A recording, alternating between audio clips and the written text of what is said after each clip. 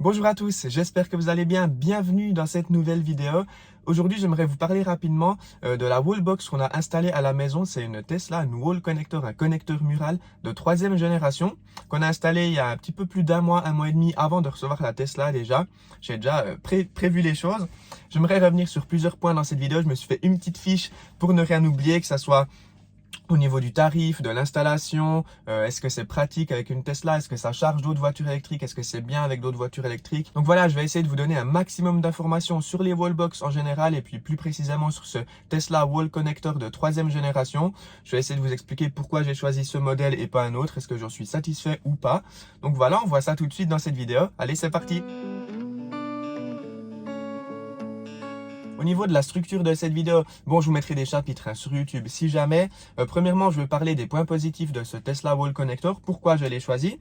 Ensuite, je vais dire quelques mots sur ses points négatifs, peut-être les points négatifs que j'ai trouvés. Je vais vous parler des coûts d'installation aussi chez moi, combien ça m'a coûté, à quoi il faut faire attention quand vous demandez une offre et puis quand vous choisissez votre wallbox. Et puis pour finir, je vous dirai quelques mots sur la légalité. Est-ce que c'est légal en Suisse, en France ou pas? Parce que j'ai vu que le Tesla Wall Connector est arrivé maintenant sur le store français et puis il y a quelques questions qui se posent à ce sujet. Donc voilà, premièrement, pourquoi j'ai choisi ce Tesla Wall Connector et puis pas une autre wallbox? Premièrement, eh bien, c'est pour son tarif. C'est une wallbox qui est très abordable, enfin abordable entre guillemets, mais pour le prix d'une wallbox, c'est assez bon marché. En fait, j'ai payé 599 francs suisses, tout compris, livraison incluse, sur le store de Tesla directement. En France, c'est aussi 599 euros, enfin 599 euros pour vous en France. Donc au niveau du tarif, c'est une des wallbox la moins chère en fait sur le marché d'après mes recherches. Et puis voilà, c'est une wallbox qui fait l'affaire. En plus, elle est jolie, c'est ce qui m'amène au deuxième point. Je mets ma petite fiche toujours pour pas me perdre dans cette vidéo. Elle est très design avec ce vert brillant blanc, c'est très joli. C'est un format assez compact aussi, donc ça va à peu près partout. Et puis moi, je trouvais que chez moi, ça allait super bien avec le bois blanc justement derrière. Moi, je la trouve très jolie. Bon, alors c'est vrai que c'est un petit détail le design, mais quand même, je trouve ça a son importance. Donc je l'ai aussi choisi pour ça. C'est vrai que j'ai comparé un peu différentes wallbox. Et puis celle-là, il y a certaines wallbox qui sont pas très jolies, hein, puis qui sont pas très pratiques. Celle-là, en tout cas, elle me plaisait bien. Donc c'était tout bénef. Et puis, troisième point, pourquoi je l'ai choisi, eh bien, c'est parce que c'est pratique avec les Tesla. C'est vrai que là, on a une Tesla, on a la wallbox qui va avec, c'est super pratique. On arrive vers la voiture, on clique le petit bouton là, comme au superchargeur, la trappe s'ouvre, on peut brancher directement, la voiture charge directement. Et puis, pour terminer la charge, eh bien, comme au superchargeur, on reste appuyé longtemps sur le petit bouton du connecteur, donc 1 à 2 secondes, on entend le clic et puis après on peut débrancher. Donc ça c'est top, c'est super pratique avec les Tesla. Mais chose à savoir, c'est qu'avec cette wallbox, on peut aussi charger d'autres voitures électriques. Là par exemple, j'avais cette Honda i pendant 2 semaines, et bien j'ai pu la charger sans aucun problème. Donc vous le voyez là, c'était tout à fait possible de charger cette Honda i comme une wallbox traditionnelle, hein, ça ne change rien, c'est pas parce que c'est Tesla qu'on peut pas charger d'autres voitures électriques. Donc ça c'est un point à souligner. Et puis dernier point positif de ce Tesla Wall Connector, et bien c'est sa longueur de câble, 7,50 m, ça suffit amplement. Ici, par exemple, on a la place pour 2 voitures, hein, les unes derrière les autres. J'ai mis le connecteur au milieu des deux et puis on peut charger les 2 voitures électriques. Hein, parce que là, j'ai une Honda i plus la Tesla, donc j'ai pu charger les 2 voitures électriques sans problème avec cette longueur de câble. Et puis, c'est assez pratique aussi de l'enrouler, hein, ce câble autour du Tesla Wall Connector. Il y a la petite trappe à droite où on peut directement clipser le connecteur, ça c'est cool. Par contre, c'est une belle transition pour parler des points négatifs. Justement, ce câble, il n'est pas hyper pratique, mais c'est commun à toutes les wallbox en fait, je pense. Il prend en fait la forme, je pense, avec le froid ou je sais pas trop, ou généralement, il prend la forme dans laquelle il est enroulé. Puis après, quand on le déplie totalement, c'est toujours dur de l'enrouler, puis ça prend un peu du temps. Donc, c'est un petit point faible. Après, j'ai de la chance suivant comment je me gare. Je peux juste le dérouler un coup. Je l'ai enroulé 5 fois, je crois, autour de la wallbox. Je peux le dérouler un coup et puis le brancher à la Tesla. Voilà, faut juste un peu s'organiser. Donc voilà, je préférais le mentionner quand même. C'est vrai que c'est pas ultra pratique de devoir dérouler et puis d'enrouler après ce câble autour de cette wallbox. C'est commun à toutes les wallbox et puis surtout on va pas se plaindre parce qu'on a la possibilité de charger à domicile, donc on ne perd plus de temps à la station essence, donc c'est top. Mais par contre cette wallbox justement, parlons d'un deuxième point négatif, c'est qu'elle est quand même assez limitée. Après, vu le prix, c'est tout à fait normal. On ne lui demande pas non plus d'avoir des fonctionnalités géniales, mais elle est assez limitée. Alors, elle est connectée au Wi-Fi. C'est l'électricien qui me l'a directement connectée à mon Wi-Fi. Je crois que ça permet qu'elle se mette à jour directement toute seule à distance. Après, j'ai pas trop compris comment accéder aux paramètres de la wallbox. Voilà quoi, c'est noté sur la gauche. Après, je ne me suis pas encore vraiment intéressé. Alors, j'ai entendu dire qu'on pouvait bloquer l'accès à ce Tesla Wall Connector de 3e génération aux voitures qui n'auraient pas justement l'accès.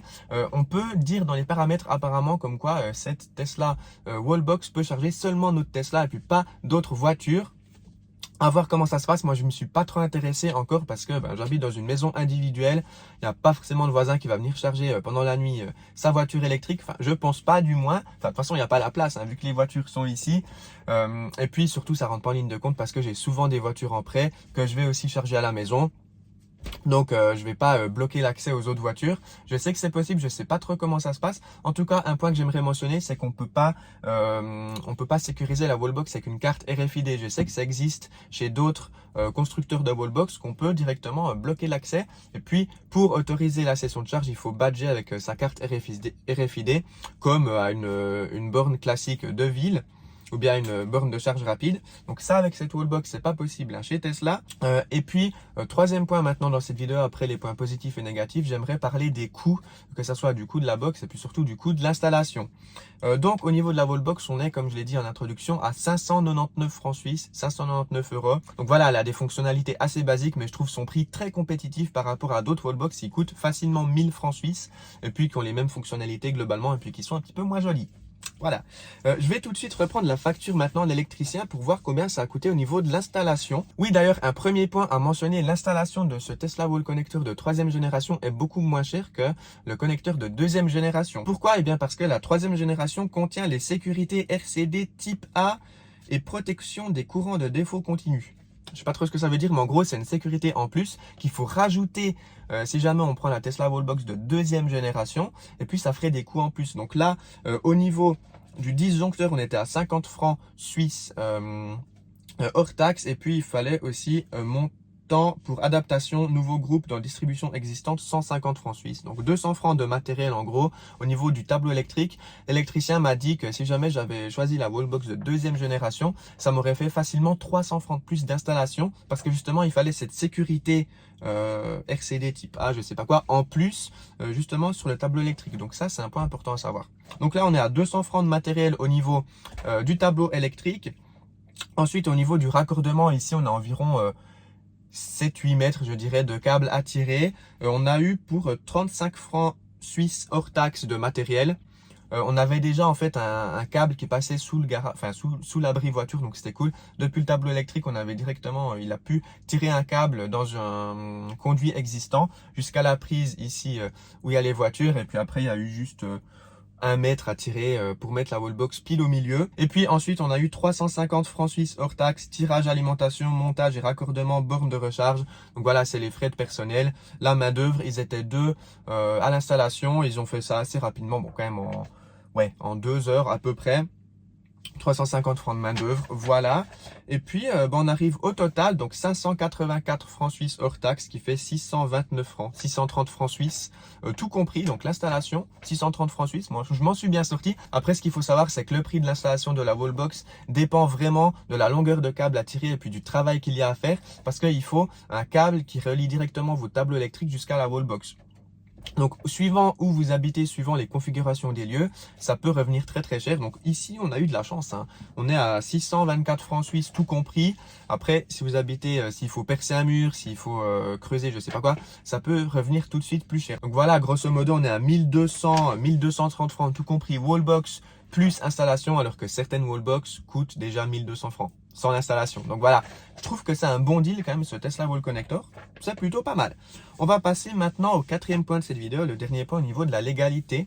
J'ai entendu dire en France que c'était pas vraiment légal de mettre une borne avec un câble rattaché. Alors en Suisse, rassurez-vous, c'est tout à fait légal, aucun problème. Il y a tout le monde qui met des wallbox avec câble rattaché. Je comprends pas pourquoi en France c'est interdit. Faudra m'expliquer peut-être. Mais j'ai vu une vidéo, si je me trompe pas, là je me suis fait mes petites notes, de France Électrique qui a fait une vidéo justement dédiée à ce sujet. Est-ce que c'est légal ou pas d'installer ce wall connector? Et puis il explique dans la vidéo qu'il faut mettre un interrupteur spécial. Donc je vous laisse aller voir sa vidéo si jamais ça vous intéresse. Je trouvais que c'était une vidéo assez bien réalisée, assez claire. Et puis sinon il y a aussi Tesla Geek qui a fait une vidéo, une alternative à la wallbox Tesla par exemple, avec une prise green up qui fait aussi l'affaire. C'était une vidéo assez cool aussi, donc je vous la mets aussi en description. Si jamais ça vous intéresse, m'intéresse pour bien justement en apprendre plus sur d'une part ce wall connector de Tesla, si c'est légal ou pas, comment on fait pour l'installer en France, avec quel interrupteur, etc. Et puis si vous voulez en apprendre plus sur les solutions de recharge, il y a déjà des vidéos très complètes sur YouTube, je ne vais pas rentrer vraiment trop dans le sujet. Voilà, moi je vous partage juste mon expérience de ce Tesla Wall Connector de 3e génération. Est-ce que j'en suis content? Oui. Après, il y a certaines fonctionnalités qui ne sont pas disponibles, qui rentraient pas en ligne de compte chez nous. Voilà, on arrive gentiment à la fin de cette vidéo. Merci beaucoup à vous de l'avoir regardé. Je vous ai partagé mon avis sur ce wall connector de 3e génération, un avis un peu amateur. Je m'y connais pas trop en électricité. J'ai essayé de vous donner un maximum d'informations de ce que je savais moi, en tout cas, surtout au niveau des coûts de l'installation. J'avais pas trop d'idées en fait à quoi ça pouvait correspondre. Donc voilà, grosso modo, c'est 250 francs suisses de matériel et puis après la main d'œuvre suivant ce qu'il faut faire, suivant quel type de câble il faut tirer, quelle longueur, etc. Donc voilà, j'espère que ça vous a plu les amis. Comme d'habitude, n'oubliez pas le petit pouce en l'air si cette vidéo vous a plu. Merci beaucoup. Pensez à vous abonner pour ne pas rater les prochains contenus que je vais proposer sur les solutions de recharge, sur l'électricité, les panneaux photovoltaïques, etc. Mais surtout sur les voitures électriques. C'est ça qui me plaît, c'est de conduire les voitures électriques et puis d'en faire des essais, des tests d'autonomie, des road trips, etc. Merci beaucoup. Et puis voilà, à très bientôt. Allez, ciao tout le monde.